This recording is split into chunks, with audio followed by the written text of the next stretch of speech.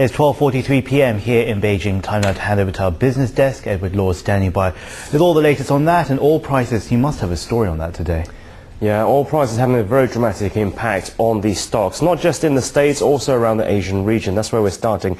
Stocks have fallen sharply and safe haven government bonds climbed on Friday after shares plunged on Wall Street, and those oil prices shot above $140 a barrel, fanning investors' fears of high inflation and slowing economic growth. Even Japan, which battled deflation for years, found that annual consumer inflation accelerated to a decade high in May on the surging energy costs and also household spending, which dipped as the job market stagnated, darkening the outlook for the world's second largest economy. Well, a broad-based sell-off in the Tokyo market, which extended its losses for the seventh day, came after the Dow Industrial Average plunged to a 21-month low. All but 15 of the 225 stocks which make up the Nikkei share average were declining.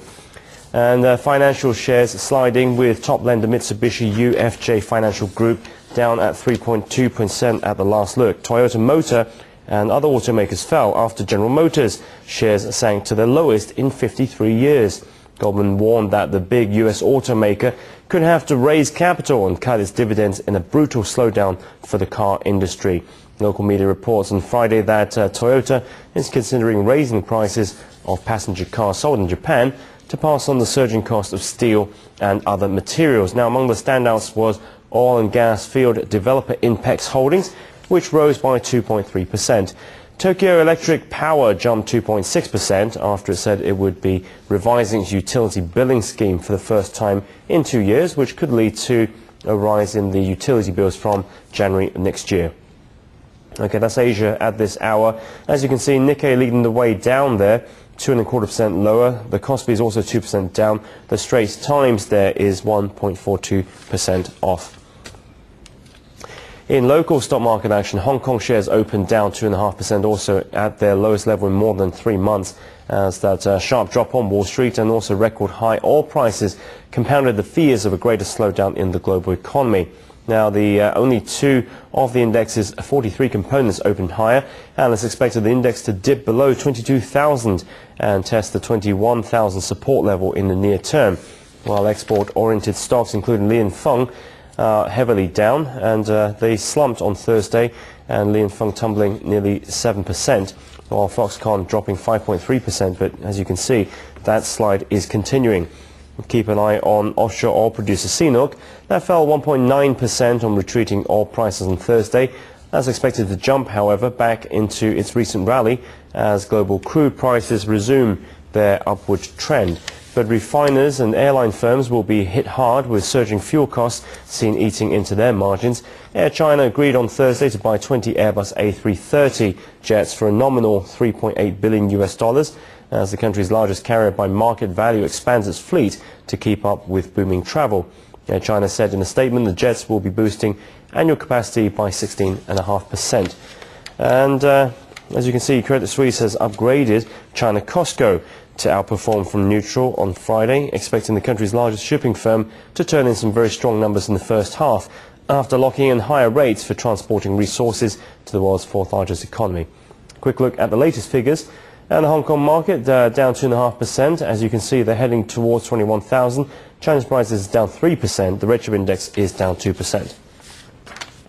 But the Chinese mainland stock index tumbled more than 3% at the open on Friday in response to the weakness of the US market and also concerns about the Shanghai market's ability to absorb the new IPOs in the pipeline. Now, the Shanghai Composite is 3.25% lower at 28.08 after 5 minutes of trade.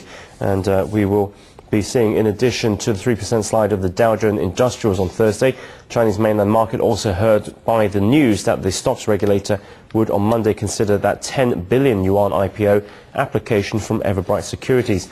Everbright wants to issue more than 500 million shares.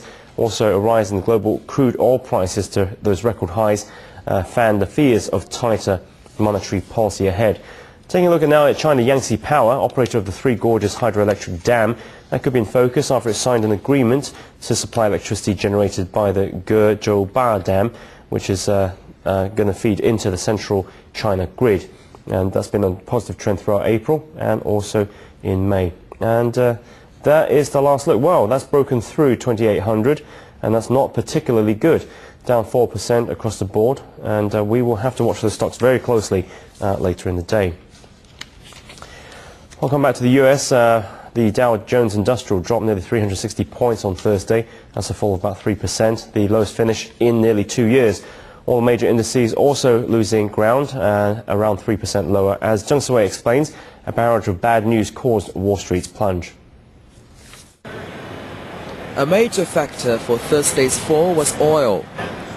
Analysts say crude touched a fresh record above $140 a barrel, setting off new worries. But oil was not the only problem. Shares of General Motors fell to their lowest level in half a century after Goldman Sachs advised clients to dump the stock. Investors also pounded shares of BlackBerry maker Research in Motion on signs profit growth is slowing. A disappointing outlook from software giant Oracle added to fears that technology spending is waning. We're seeing some new negatives emerge. We had worse than expected guidance from Nike, Research in Motion, and a few other key companies, and so that's got people feeling that the earnings risks are spreading from the financial area into other areas of the economy, other areas of the market, and we think that's really what's driving the heavy selling today. Alec Young also warned investors' profit expectations as they look into the second half of 2008 may still be too high as the economy remains weak in housing, job and credit markets. Zheng Siwei, CCTV.